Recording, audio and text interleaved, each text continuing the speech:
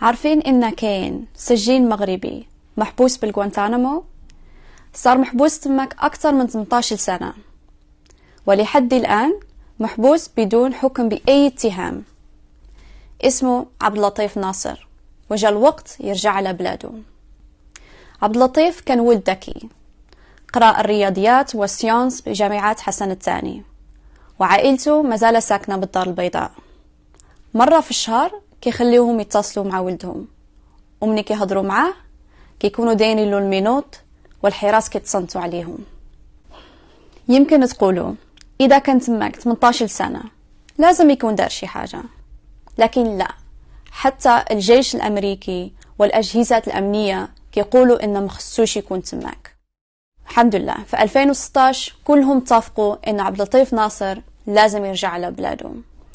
ولكن من بعد ما صار دونالد ترامب وزير الولايات المتحدة قسم إنه ما غاديش يطلق سراح أي حد من المعتقلين، وبهذا السبب صار عبد اللطيف محبوس بدون أي اتهام وبلا نهاية بالغوانتانامو.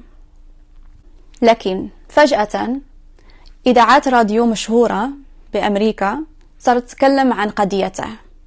الناس في جميع أنحاء العالم صاروا يتكلموا عن قضيته ويدعموا إطلاق سراحه، وهذا الشيء كيبين إن عبد اللطيف ناصر لازم يرجع على بلاده، على وطنه المغرب.